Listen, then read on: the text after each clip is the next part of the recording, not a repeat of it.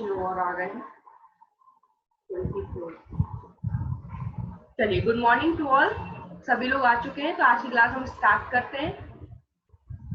Last class में हमने substituted service से रिलेटेड प्रोविजंस पढ़े थे, सेक्शन 17, 19 एंड 20।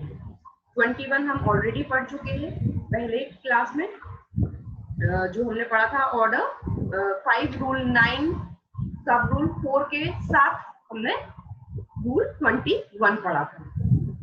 आज हमें स्टार्ट करना है रूल 20 ऑनवर्ड्स। तो रूल 20 ऑनवर्ड्स में हमें जो पढ़ना है बहुत सिलेक्टेड पढ़ना है, क्योंकि अब जितने भी इंपॉर्टेंट रूल्स थे मोस्टली सब कवर अप हो चुके हैं। तो नेक्स्ट जो रूल हमें पढ़ना है वो पढ़ना है rule 24, service on defendant in prison. जब प्रतिवादी जेल में बंद है और उस पर समन की तामील करवानी है तो कैसे करवाई जाएगी, ठीक है।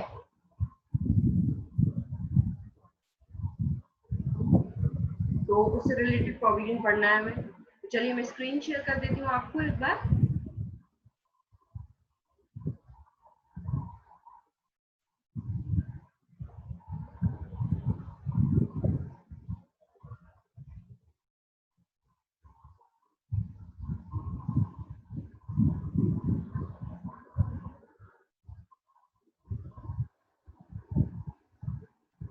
Rule 24, service on defendant in prison.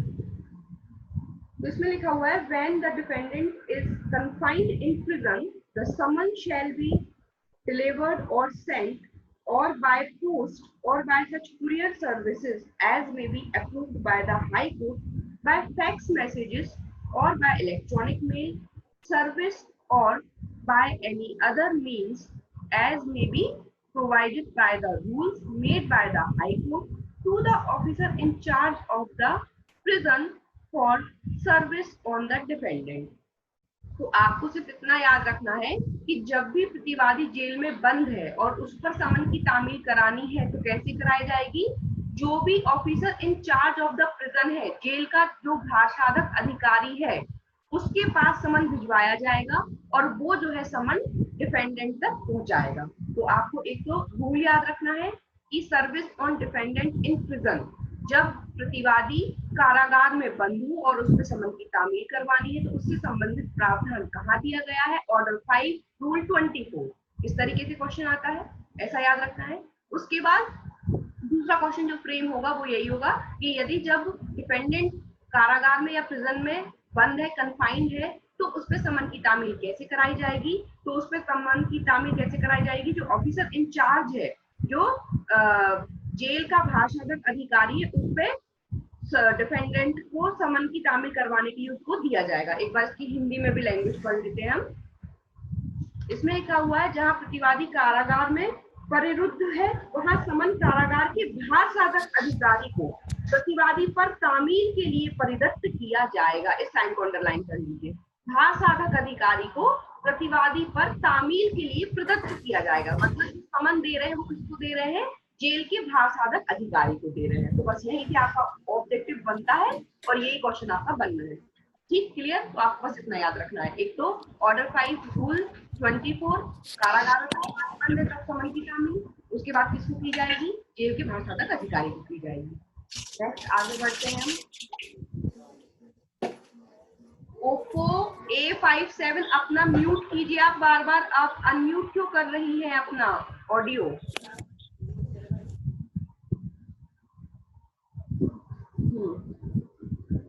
24 के बाद हम पढ़ेंगे नेक्स्ट हमारा 25।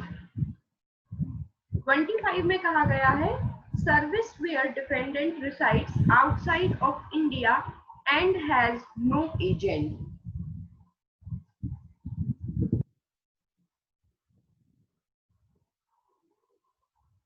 अब बात हो रही है वहां तामील जहां प्रतिवादी भारत के बाहर निवास करता है और उसका कोई अभिकर्ता नहीं है। वैसे तो ये इम्पोर्टेंट नहीं था अभी तक, लेकिन ये MPADJ 2017 में पूछा गया यहाँ पे क्वेश्चन, इसलिए हम इसको पढ़ रहे हैं।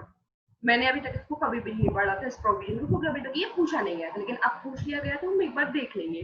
तो यहाँ पर पहले तो आपको हेडिंग याद रखनी है। आपसे सीधा क्वेश्चन अगर फ्रेम होता है तो हेडिंग से होगा कि service where defendant resides out of India and has no agent. ऐसा व्यक्ति जो ऐसा प्रतिवादी जो भारत के बाहर रह रहा है और उसका कोई एजेंट नहीं है इंडिया में, तब समन की तामील करवानी है। तो कैसे करवाई जाएगी? तो यहाँ पे आप रिलेवेंट करेंगे सेक्शन 29 को, क्योंकि सेक्शन 29 में कहा गया है सर्विस ऑफ फॉरेन समन्स। लेकिन बात यहाँ पे ये याद रखनी है कि सेक्शन 29 में समन जो है वो फॉरेन कोर्ट का है, इंडिया में उसकी तामील होनी है। सेक्शन 29 में जो बात की जा रही है, क्या बात की जा रही है सेक्शन 29 में? समन विदेशी न्यायालय का है, फॉरेन कोर्ट का कोई समन है जो इंडिया में किसी डिफेंडेंट पे तामील करवाना है। लेकिन यहाँ पर इंडिया का समन है और उसको तामील करवाना है ऐसे डिफेंडेंट पे जो इंडिया के बाहर है। मतलब यहाँ पे पर्सन जो डिफेंडेंट है वो फॉरेन में है, इंडिया के बाहर है और इंडिया में उसका कोई एजेंट नहीं है, उस पे समन की तामील करवानी है। ठीक है, और 29 को इसके साथ रिलेवेंट इसलिए करें क्योंकि 29 में फॉरेन समन है, वहां पे फॉरेन कोर्ट के समन है जो इंडिया में तामील करवाने। यहाँ इंडियन कोर्ट के समन है जो फॉरेन में जो डिफेंडेंट रह रहा है उस पे तामील करवाना। इस तरीके से कोरिलेट कर ली। अब देखिए क्या है, क्या होगा। तो where the defendant resides out of India and has no agent in India empowered to accept service, the summons shall be addressed to the defendant at the place where he is residing. तो इन्होंने कहा है कि जहां प्रतिवादी भारत से बाहर निवास कर रहा है और उसका भारत में कोई अभिकर्ता नहीं है जो तामील प्रतिग्रहित करने के लिए सशक्त है, वहां यदि ऐसे स्थान और उस स्थान के बीच जहां न्यायालय स्थित है डाक संचार है, तो समन उस प्रतिवादी को उस स्थान के पते पर जहां वह निवास कर रहा है या डाक द्वारा या ऐसी कुरियर सेवा द्वारा जो उच्च न्यायालय द्वारा अनुमोदित हो, फैक्स संदेश द्वारा या इलेक्ट्रॉनिक डाक सेवा द्वारा या ऐसी किसी अन्य साधन द्वारा जिसका उपबंध उच्च न्यायालय द्वारा बनाए गए नियमों द्वारा किया जाए, भेजा जाएगा। तो सीधी सी बात है, जहां पे भी वो डिपेंडेंट रह रहा है और इंडियन कोर्ट को फॉरेन में रहने वाले डिपेंडेंट को कोई समन भिजवाना है और दो कंट्रीज के बीच में डाक सेवा, courier agencies, email, electronic messages, ये सब की सुविधा है, तो इन माध्यमों द्वारा जो है हम क्या करवा देंगे, समन डिपेंडेंट पे तामील करवा देंगे, भिजवा देंगे बाय पोस्ट। अगर कोई कुरियर सर्विस जो अप्रूव्ड कर दे high court, fax messages, electronic mail services जो भी अवेलेबल है दोनों कंट्रीज के बीच में, तो उस माध्यम द्वारा उस डिपेंडेंट तक जो है आपकी समन की तामील करवा दी जाएगी। अब इसमें प्रोविजो दिया है वो इम्पोर्टेंट है। Provided where any such dependent resides in Bangladesh और Pakistan, the summons together with a copy thereof may be sent for service on the defendant to any court in that country। लेकिन यदि डिपेंडेंट बांग्लादेश और पाकिस्तान का है तो डायरेक्ट नहीं भिजवाना है उसको। ऊपर वाले क्लॉज में क्या बोल रहे हैं कि डिपेंडेंट जो इंडिया के बाहर है लेकिन बांग्लादेश और पाकिस्तान में नहीं, किसी और कंट्री में है और उस पर आपको तामील करवानी, तो आप इन माध्यम से करवा सकते हैं, कुरियर एजेंसी द्वारा, पोस्ट द्वारा, ईमेल द्वारा, इलेक्ट्रॉनिक में पर्सनली भेज रहे हैं। लेकिन यदि डिपेंडेंट बांग्लादेश और पाकिस्तान का रहने वाला है तो जो समन भिजवाना है वो together with a copy may be sent for service on the dependent to any court in that country. तो फिर बांग्लादेश और पाकिस्तान के किसी कोर्ट में जिसके अधिकार क्षेत्र में वो डिपेंडेंट रह रहा है उस कोर्ट में भिजवाना पड़ेगा, वहां का कोर्ट उस डिपेंडेंट पे तामील करवाएगा। ठीक है, ऐसा प्रोसेस होता है। ये हम पढ़ चुके हैं सेक्शन 28 में भी, जब हमने अनदर स्टेट पढ़ा था कि इंडिया में ही एक स्टेट के कोर्ट को दूसरे स्टेट के कोर्ट में समन की तामील करवानी है तो कैसे करवाएंगे। ये हम ऑलरेडी 28 में भी ये प्रोसीजर पढ़ चुके हैं कि वहां पे दोनों कंडीशन बताइए कि एक स्टेट दूसरे स्टेट में रहने वाले डिपेंडेंट पे या तो डायरेक्ट समन की तामील करवा सकता है या उस स्टेट के उस कोर्ट के पास समन भिजवा सकता है जिसके अधिकार क्षेत्र में प्रतिवादी रहता है। तो यहाँ पर भी यही बात हो रही है बांग्लादेश और पाकिस्तान को लेकर के कि यदि कोई बांग्लादेश और पाकिस्तान में रहने वाला डिपेंडेंट है और उस पर समन की तामील करवाना है तो हमें बांग्लादेश और पाकिस्तान के कोर्ट के पास वो समन भिजवाना होगा जिसके अधिकार क्षेत्र में डिपेंडेंट रह रहा है, निवास कर रहा है। नेक्स्ट देखिए, एक और प्रोवाइजो दिया है। provided further that where any such defendant is a public officer in Bangladesh और पाकिस्तान। अब जो डिफेंडेंट है जो बांग्लादेश और पाकिस्तान का निवासी तो है ही, साथ में वो लोक अधिकारी है, कोई पब्लिक पोस्ट पे है, वहां पे पब्लिक ऑफिसर है, नॉट बिलोंगिंग टू बांग्लादेश और एज द केस में भी Pakistan military, naval or air force, लेकिन पाकिस्तान की मिलिट्री, नेवल और एयरफोर्स का ऑफिसर नहीं है, इनका नहीं, कोई और सिविल किसी मैटर में सिविल पोस्ट पे है भाई, कोई इलेक्ट्रिसिटी विभाग में है या रेलवे विभाग में है, अदर किसी विभाग में है, मिलिट्री को छोड़ करके, ठीक है, सेना, तीनों सेनाओं को छोड़ करके किसी अदर पोस्ट पर है जो पब्लिक ऑफिसर की पोस्ट है वहां पर, उस पर आसीन है, ऐसा जो डिफेंडेंट है, ठीक है, और is a servant of a railway company, railway company का कोई सर्वेंट है, और लोकल अथॉरिटी, लोकल अथॉरिटीज क्या होती है, मतलब आपका ये नगर निगम, नगर पालिका, ये सब लोकल अथॉरिटीज में काम करने वाला कोई कर्मचारी है इन दैट कंट्री, उस कंट्री में, मतलब बांग्लादेश और पाकिस्तान में, may be send for service on the defendant to such officer और authority in that country as the central government may by notification in the official gazette specify in this behalf। तो बांग्लादेश और पाकिस्तान में रहने वाला कोई पब्लिक ऑफिसर है, जो सेनाओं में पब्लिक ऑफिसर नहीं होना चाहिए, रेलवे कंपनी का हो सकता है, लोकल अथॉरिटी का हो सकता है, ऐसे डिफेंडेंट पे जब भी हमें समन की तामील करवानी है तो हम उस कंट्री के ऐसे ऑफिसर या ऐसे अथॉरिटी को समन भिजवाएंगे जिसको हमारे यहाँ की सेंट्रल गवर्नमेंट नोटिफिकेशन द्वारा स्पेसिफाई करेगी। इंडिया की सेंट्रल गवर्नमेंट बताएगी कि बांग्लादेश और पाकिस्तान के किस ऑफिसर, किस अथॉरिटी के पास समन भेजो, ताकि वहां पर रहने वाले पब्लिक ऑफिसर पे जो डिफेंडेंट है उस पर समन की तामील वो अथॉरिटी करवा सके। ठीक है, तो ये एमपीएडीजे में ये रूल पूछा गया था, तो मैंने एक्चुअली में क्वेश्चन तो नहीं देखा कि क्वेश्चन क्या आया था, तो हम कुछ बातें से ध्यान रख सकते हैं जो क्वेश्चन बन सकते हैं। पहली तो हेडिंग कि जब डिफेंडेंट इंडिया के बाहर है और उसका कोई एजेंट नहीं है इंडिया में, इससे और समन की तामील करवानी है, इससे संबंधित प्रावधान कहाँ दिए हैं, तो ऑर्डर 5 रूल 25, ये याद रखना है। कैसे करवाया जाएगा, तो बांग्लादेश और पाकिस्तान को छोड़ करके भी अगर वो के अलावा किसी कंट्री का भी कोई डिफेंडेंट है तो इन माध्यम द्वारा, अगर ये सब माध्यम उपलब्ध है दोनों कंट्रीज के बीच में, तो अगर बांग्लादेश और पाकिस्तान का है तो उस बांग्लादेश और पाकिस्तान की कंट्री के कोर्ट को भिजवाया जाता है जिसके अधिकार क्षेत्र में प्रतिवादी रह रहा है, और अगर वो पब्लिक ऑफिसर है तो फिर उस अथॉरिटी और उस ऑफिसर को भिजवाया जाएगा जिसको सेंट्रल गवर्नमेंट बताएगी ऑफिशियल गजट के माध्यम से कि आप किसको समन तामील करवाने के लिए भिजवाइए। ठीक है, ये हो गया आपका 25। आगे बढ़ते हैं, रूल 27 देखेंगे अब। ठीक है, बहुत सिलेक्टेड रूल्स बता रहे हैं अब क्योंकि इंपॉर्टेंट हो चुके हैं।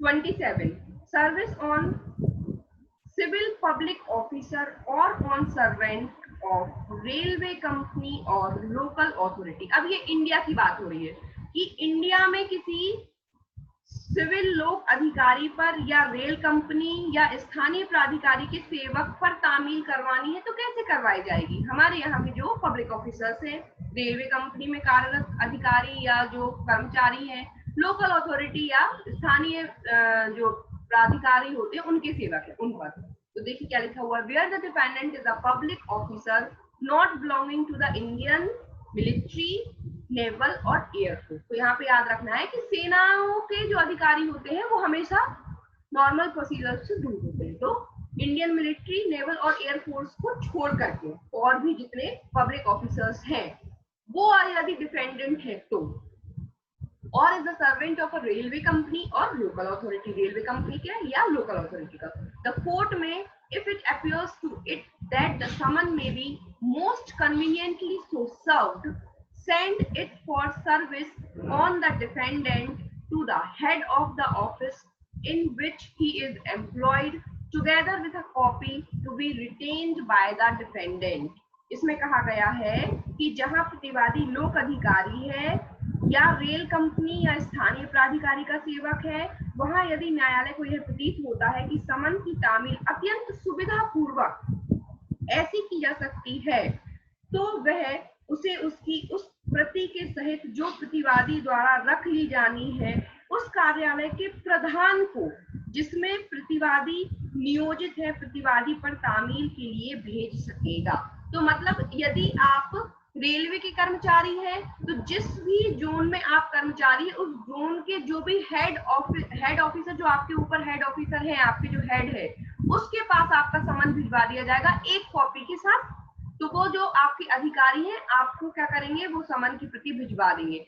अब यहाँ पे बात ये ध्यान रखनी है कि ये जो civil service on civil public officers है, तो ये सिविल पब्लिक ऑफिसर्स की बात हो रही है, ना कि क्रिमिनल वाले पोस्ट की बात हो रही है, पहली चीज। दूसरी चीज, यहाँ पे जो डिफेंडेंट बनाया जा रहा है सिविल पब्लिक ऑफिसर को, ये कौन से मैटर्स होंगे, ये उनके ऑफिशियल मैटर्स से रिलेटेड केस जो होंगे ना, उनकी बात हो रही है। ऐसा नहीं कि कोई पर्सनल उनका प्रॉपर्टी का विवाद चल रहा है और उसके लिए उनको समन भेजना, उसके लिए उसके ऑफिस के हेड को भिजवा देंगे, नहीं। उनके पोस्ट से रिलेटेड जो विवाद चल रहे होते हैं उसमें जब वो डिफेंडेंट बने हुए हैं तब समन की जो तामील होनी है, तब उस कंडीशन की बात कर रहे हैं ना कि पब्लिक ऑफिसर वर्ड यूज करने का मतलब क्या है यहाँ पे पब्लिक ऑफिसर वर्ड यूज करने का मतलब है कि किसी लोक अधिकारी पर जो कार्रवाई चली है वो ऐसे मैटर से रिलेटेड चली है जो उसने अपने लोक कर्तव्य का भंग कर दिया हो, या कोई भी डिस्प्यूट अराइज हो गया हो। जैसे आपने देखा होगा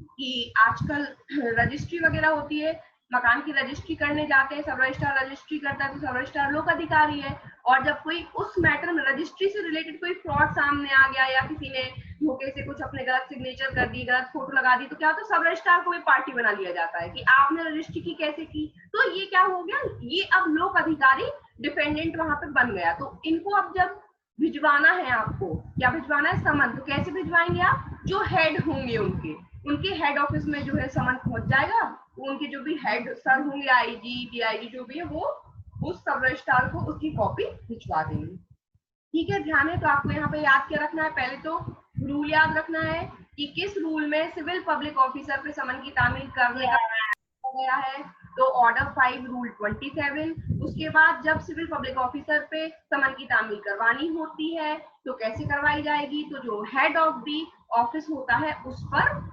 समन जो है भिजवा दिया जाता है। तो यहाँ पे अंडरलाइन कर लीजिए, to the head of the office, उस कार्यालय के प्रधान को समन भिजवाया जाता है एक कॉपी के साथ। ठीक, अब पढ़ना है हमें इसका लास्ट वाला रूल, रूल 30।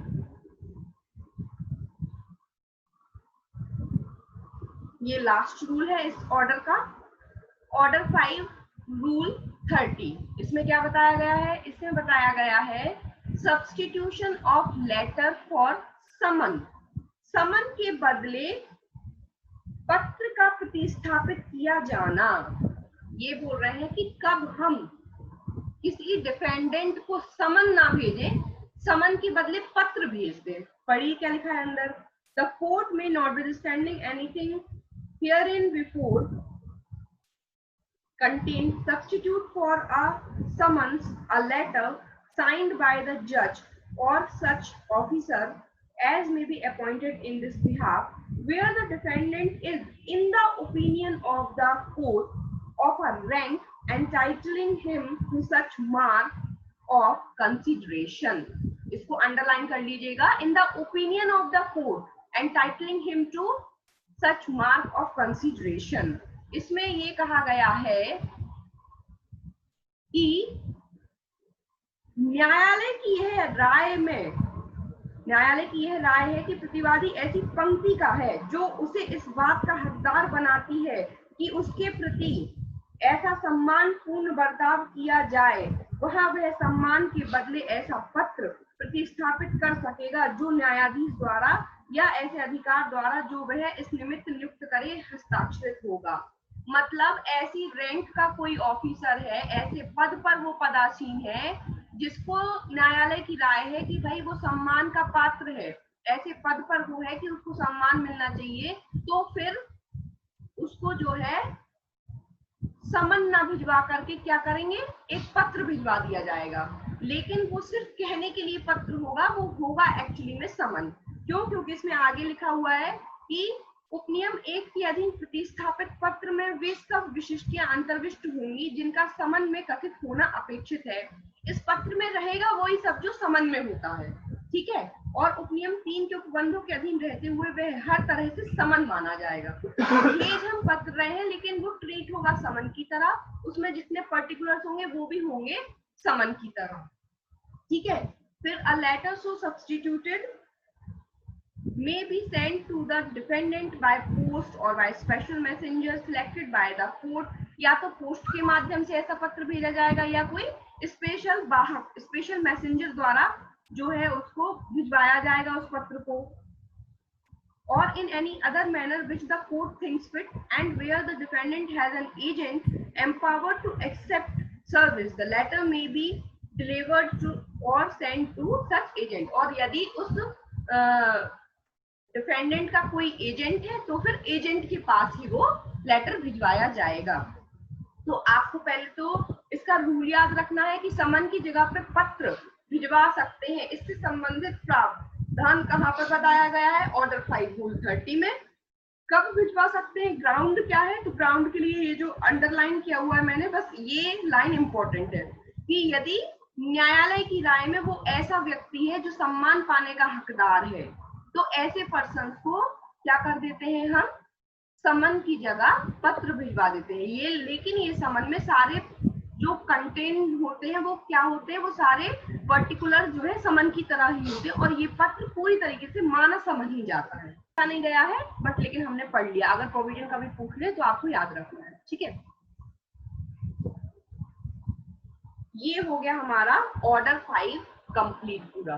तो आज हमने सीपीसी का ऑर्डर 5 तक कंप्लीट कर लिया है।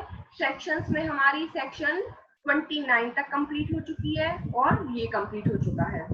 अब हम नेक्स्ट क्लास से एडीपीओ के माइनर एक्ट्स को शुरू करेंगे। ठीक है।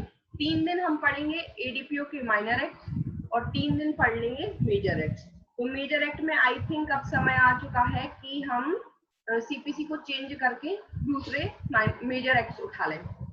मतलब आईपीसी, सीआरपीसी और एविडेंस स्टार्ट कर देते हैं। वो हमारे सिविल जज में भी काम आएंगे और एडीपीओ के सब्जेक्ट है। सीपीसी क्योंकि उन्होंने हटा दिया तो सीपीसी को हम बाद में कंटिन्यू कर लेंगे, कोई प्रॉब्लम ना हो तो। बाकी आप लोग अपना सजेशन रख सकते हैं। क्लास तो ओवर हो चुकी है आज की, तो आप लोगों को कोई भी अगर डाउट हो इतनी क्लास से वो भी पूछ लीजिए और भी जो आप पूछना चाहते हैं पूछ लीजिए।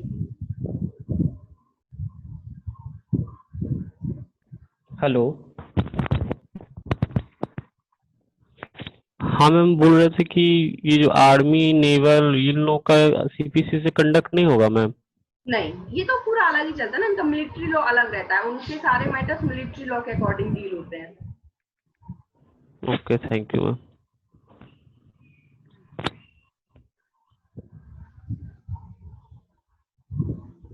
एडीपीओ की तैयारी स्टार्ट करनी है। मैम आईपीसी स्टार्ट हो सकता है मैम? हाँ, आईपीसी स्टार्ट करेंगे ना। हाँ बोलो काजल, क्या बोल रहे थे?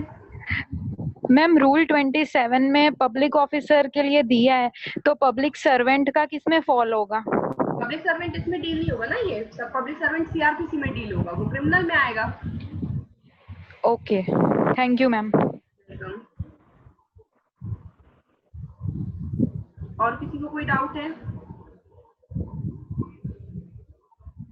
अब देखो एडीपीओ की बात कर ले थोड़ी सी।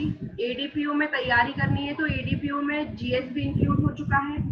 तो जीएस के लिए उसका ऑफिशियल वेबसाइट जो www.mpsc.nic.in है, वहाँ पे ओपन करिए, एग्जामिनेशन वाले पॉइंट पे जाइए, वहाँ पे सिलेबस आएगा, उस पर क्लिक करिए, पूरा सिलेबस डाउनलोड करके अपने पास रख लीजिए। सबसे पहला काम है ना, किसी भी एग्जाम की तैयारी करनी है सबसे पहले सिलेबस आपके पास होना चाहिए। उसको सिलेबस को निकालो, उसकी प्रिंट आउट निकलवाओ, अपने कमरे में चिपका लो सामने दीवार पे जिस भी कमरे में पढ़ाई करते हो। ठीक है।